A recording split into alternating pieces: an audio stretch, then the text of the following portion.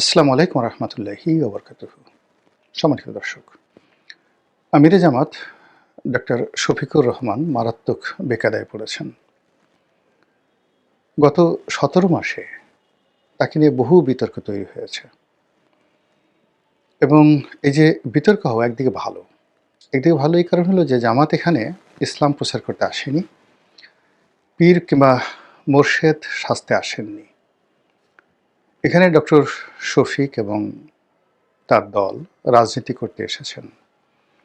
আর রাজনীতির ময়দানে যুদ্ধ, হিংসা, বিদ্বেষ, একে অপরের যাকে বলা হয় খিস্তি খেউড় বা একে অপরকে হেয় করা, এটা চিরকাল থেকে হয়ে আসছে। আমাদের নবী মোহাম্মদ রসুল্লাহ সাল্লাল্লাহু আলাইহি ওয়াসাল্লামের জীবনের কয়েকটি অংশ ছিল। একটি অংশ তিনি আল্লাহ রসুল মোহাম্মদ রসুল্লাহ সাল্লাল্লাহু আলাইহি ওয়াসাল্লাম, এবং এই শানটি যখন আপনি ব্যবহার করবেন তখন মাকানা মোহাম্মদুন আবা আহাদিম মির রিজালিকুম ওলাকি রসুল আল্লাহ, ওলাকি রসুল আল্লাহ হে খাতামুন নবিয়িন, এটা প্রযোজ্য। কিন্তু তিনি যখন একজন স্বামী হিসেবে দায়িত্ব পালন করবেন, পরিবারের অধিকর্তার রূপে দায়িত্ব পালন করবেন, সেক্ষেত্রে তার স্ত্রীর সঙ্গে, তার সন্তানদের সঙ্গে, তার পরিবারের অন্যান্য যারা আপনজন আছেন তাদের সঙ্গে দৈনন্দিন তার যে সকল ঘটনা ঘটেছে, যেটা আমাদেরই মতো সাধারণ মানুষের জীবনে, এখানে কোনো রকম অলৌকিকত্ব নেই। তিনি খেয়েছেন, পরেছেন, বাজার করেছেন, তারপর তার স্ত্রীর সঙ্গে ঝগড়াঝাটি হয়েছে, আত্মীয় স্বজনের সঙ্গে তার মনোমালিন্য হয়েছে, ঝগড়াঝাটি হয়েছে, ইত্যাদি আরও নানা কিছু। আবার যখন তিনি যুদ্ধক্ষেত্রে গিয়েছেন, যুদ্ধক্ষেত্রে তিনি যুদ্ধ করেছেন একেবারে পরিপূর্ণ বীরের মতো, যোদ্ধার মতো। আর তার প্রতিপক্ষ তাকে এক চুল ছাড় দেয়নি, আর তিনিও প্রতিপক্ষকে যুদ্ধের ময়দানে এক চুল ছাড় দেননি। কেবলমাত্র যখন তিনি বিজয়ী হয়েছেন তখন রহম করেছেন বীরের মতো, রহম করেছেন মুসলিম মুত্তাকিদের মতো। এই যে পার্থক্য। তো এক্ষেত্রে আমিরে জামাতের অবস্থাও তাই। রসুলের সুন্নত অনুযায়ী তাকে দুর্নাম এবং দুর্ভোগ পোহাতে হয়েছে। তার প্রতিটি কর্ম নিয়ে ভীষণ রকম টিটকারি হচ্ছে। তিনি একেবারেই একজন মানে তরুণও নয়, বালক। আনন্দের আতিশয্যে তাকে তিনি চুম্বন করেছেন। এটা নিয়ে সবাই বলছে এটা কী ধরনের কথা, এ তো সুম্মা শফিক, এই বুড়া মানুষ, এর সমকামিতার রোগ আছে, ইত্যাদি ইত্যাদি নানা রকম তার প্রতিপক্ষ বক্তব্য। এরপর কয়দিন আগে দেখা গেল একজন শহীদ মা, মানে জুলাই যোদ্ধাদের মধ্য থেকে যিনি শহীদ হয়েছেন, এরকম হতভাগ্য এক রমণী, সন্তানহারা রমণী, রীতিমতো পাগলিনী, তিনি ডক্টর শফিকুর রহমানকে দেখে আবেগের আতিশয্যে এসে জড়িয়ে ধরেছেন। এই বিরল দৃশ্যটিকে নিয়ে তার প্রতিপক্ষ যারা খুব নির্মম এবং নিষ্ঠুরভাবে তাকে সমালোচনা করেছেন। কয়দিন আগে আল জাজিরাতে তিনি যে সাক্ষাৎকার দিয়েছেন, এবং এই সাক্ষাৎকারে আমি আলাদা একটা ভিডিও করব, এবং এই সাক্ষাৎকার দেখে তার যারা প্রতিপক্ষ ভীষণ রকম মানে লাঞ্ছিত হয়েছেন, অপমানিত হয়েছেন এবং কষ্ট পেয়েছেন। তার কথাগুলো ছিল খুব ধারালো, সুস্বাদু, স্ট্রেট ফরওয়ার্ড, এবং অ্যাট দ্য সেম টাইম যেটি কেউ তার কাছ থেকে আশা করেনি, তিনি ইংরেজিতে সাবলীলভাবে বক্তব্য দিয়েছেন। খুব আতিশয্য ছিল না, কিন্তু একেবারে ঝটপট উত্তর। ফলে তখনই অনেকে আশা করেছিল যে এই সাক্ষাৎকারের যে চুম্বক অংশ, সেগুলো নিয়ে আগামীতে পর্দার আড়ালে কাদা ছোঁড়াছুঁড়ি হবে। তো কাদা ছোঁড়াছুঁড়ি হলো কি হলো না, মূল ব্যাপার হলো যদি আপনি ঈমান ব্যবহার করেন, ইয়াকিন ব্যবহার করেন, আপনার কমন সেন্স ব্যবহার করেন, সেক্ষেত্রে ওনার মতো জায়গা থেকে যে কোনো রমণীকে সেই পতিতা বলে, বেশ্যা বলে গালি দেওয়া, এটা কেবল উনি নন, ওনার বয়সে যে কোনো একেবারে ন্যূনতম পোর্টফোলিও আছেন, এটা হয় না। যদি তিনি করেও থাকেন তবু আমি বলবো এটা হয় না। কেন করে থাকেন সেটা পরের বিষয়, মানে ওনার কোন কথা বলিনি, মানে ওনার বয়সের যে কোনো একজন পুরুষ, তারপরে ওনার পোর্টফোলিওতে যে কোনো একজন পুরুষ, তিনি রাগ হয়ে ঝগড়াঝাটির সময় তার প্রতিপক্ষকে এই ধরনের একটা কথা একান্ত ব্যক্তিগত পর্যায়ে বলতে পারেন, এবং অনেকে বলেনও। এবং এর আগে একবার ওই বিখ্যাত ওয়াইজিন, সে তার ভাইয়ের সঙ্গে ঝগড়া করছিল। সেই ঝগড়া করতে গিয়ে ঝগড়া এমন তিক্ত পর্যায়ে পৌঁছে যায় যে সেই ওয়াজকারী, খুব নামকরা ওয়াজকারী, সে তার মাকে খুব অশ্লীল এবং অশ্রাব্য ভাষায় গালি দেয়, মানে ভাইকে গালি দেওয়ার জন্যে। কিন্তু এটা তাদের মনের কথা না। এরকম অনেকের স্ত্রীর সঙ্গে, তার সন্তানের সঙ্গে, শাশুড়ির সঙ্গে, পরিবারের আপনজনের সঙ্গে কিংবা প্রতিবেশীর সঙ্গে এরকম ঝগড়াঝাটির সময় অনেক কথা হয়। এটা একান্ত ব্যক্তিগত। কিন্তু পাবলিক প্লেসে স্বয়ং ডোনাল্ড ট্রাম্পের মতো পাগলরাও এই ধরনের কোনো বক্তব্য দিবেন না নারী সম্পর্কে। যদি ডক্টর শফিক পাগল হয়ে যান আলাদা কথা, আদারওয়াইজ তিনি এই কথাগুলো বলবেন না। এটা হলো আমাদের সামাজিক একটা কালচার। তো আমরা কি করছি, সবাই মানে আন্দোলনে নেমেছি যে এই একটা সুযোগ পেয়েছি, তাকে এই সুযোগটা ব্যবহার করে তাকে হেনস্থা করতেই হবে। মিছিল হচ্ছে, মিটিং হচ্ছে, সামাজিক মাধ্যমে যে গালাগালি হচ্ছে, এটা অস্বাভাবিক কিছু না। এর কারণ হলো এখানে একটি গ্রুপ আছেন, তাদের এত কিছু ভাবার দরকার নেই। জামাতের প্রতি তাদের ভীষণ ক্ষোভ। জামাত দেখলেই তাদের মনে হয় যে এরা ধর্ষণকারী, এরা ৭১-এর সেই মানবতা বিরোধী অপরাধী। কাজেই তাদের যারা রাজনীতির উত্তরসূরি তারা সবাই খারাপ। এবং সেই সুযোগে যখনই কোনো রকম একটি ওসিলা তৈরি হয়, সেই ওসিলাকে জামাতকে যারা অপছন্দ করেন তারা ব্যবহার করবেন। এটা স্বাভাবিক। আর এখন রাজনীতির যে মারদাঙ্গা অবস্থা চলছে, জামাত এবং বিএনপি এক্সট্রিম পর্যায়ে চলে আসছে এবং এখানে জামাতের হাতে বিএনপির যে পরাজয়, এই পরাজয়টি বিএনপির কাছে মনে হবে আত্মহত্যার শামিল কিংবা খুব অবমাননাকর পরাজয়। আওয়ামী লীগের হাতে পরাজয়ের চাইতে জামাতের হাতে তাদের যে পরাজয়, সেই পরাজয় তাদেরকে অনেক কষ্ট এবং বেদনা দেবে মানসিকভাবে। কেন দেবে সেটা ইন ডিটেলস আপনারা সবাই জানেন। তো সেই অর্থে এখন বিএনপির সঙ্গে জামাতের ধাক্কাধাক্কি হচ্ছে, প্রতিযোগিতা হচ্ছে। অনেকেই কথা বলার চেষ্টা করছেন যে জামাত বিজয়ী হয়ে যেতে পারে ম্যাটিকুলাসলি, হোয়াট এভার মেবি। কিন্তু এটা বিএনপি আসলে শুনতে পারছে না। তারেক রহমান সাহেবের সঙ্গে জামাতের আমিরের একেবারে সেইম মাহফিলে, সেইম লেভেলে, তারপরে সেইম টপিক নিয়ে তাকে তুলনা করা হচ্ছে। কে জনপ্রিয়, তারেক রহমান না ডক্টর শফিক? এইগুলো বিএনপির লোকের মাথা খারাপ করে দেবে, এটা স্বাভাবিক ঘটনা। তো যাই হোক, এনিওয়ে এরই প্রেক্ষিতে ওনার যে সামাজিক মাধ্যমগুলো রয়েছে জামাতের আমিরের, ফেসবুক রয়েছে, টুইটার যেটিকে এখন এক্স হ্যান্ডেল বলা হয়, সেটা রয়েছে, আরও হয়তো লিঙ্কডিন থেকে শুরু করে আরও অনেক সামাজিক মাধ্যম রয়েছে, সেখানে হয়তো জামাতের পেজ রয়েছে। তিনি ব্যক্তিগতভাবে এগুলো যাকে বলা হয় হ্যান্ডেল করেন বা পরিচালনা করেন, সেটা না।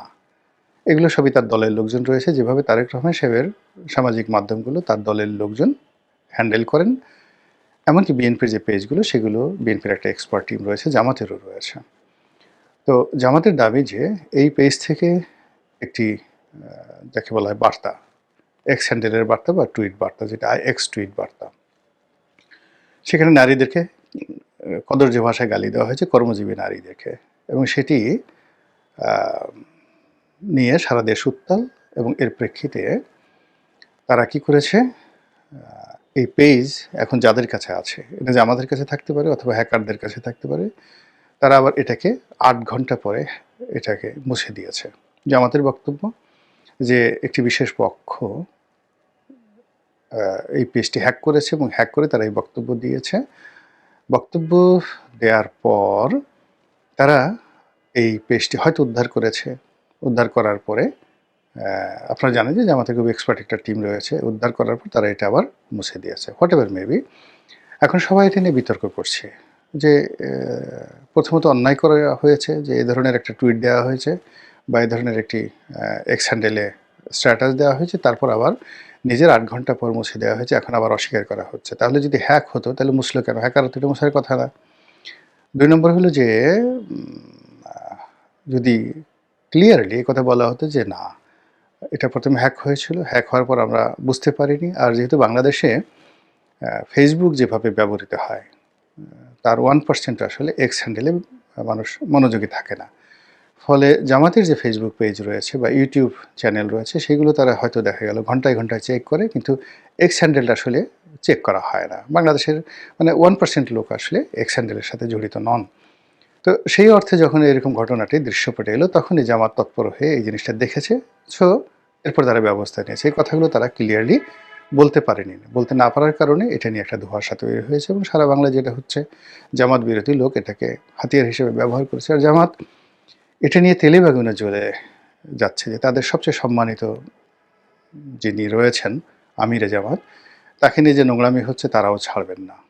তারাও যারা এই কাজ করেছেন তাদেরকে মানে যাকে বলা হয় এক দফা তারা দেখে ছাড়বেন। এবং এখন যেহেতু জামাতের সঙ্গে রাজনীতির ময়দানে তাদের প্রতিপক্ষ রয়েছে বিএনপি, তো সেই বিএনপিকে তারা টার্গেট করেছে। এমনকি এই কাজ আওয়ামী লীগও করতে পারে, এই কাজ সরকারের মধ্যে যে সকল লোকজন আছে বিএনপিপন্থী তারাও এই কাজ করতে পারে, আওয়ামী লীগপন্থীও কাজ করতে পারে। কিন্তু জামাত এখন সুনির্দিষ্টভাবে কাউকে অভিযোগ না করলেও তারা এই মুহূর্তে যেহেতু ক্ষতিগ্রস্ত হয়েছে, তাদের আমির মারাত্মকভাবে অপমানিত বোধ করেছেন, তারাও তাদের রাজনৈতিক প্রতিপক্ষ জনাব তারেক রহমান সাহেব সেখানে তারা চেষ্টা করবেন। আপনারা জানেন যে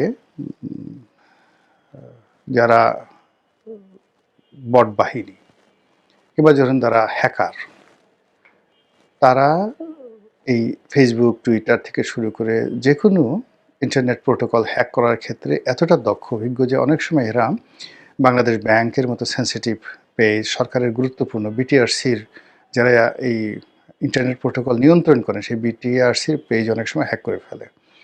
এবং এই হ্যাকারদের একটা আন্তর্জাতিক নেটওয়ার্ক রয়েছে।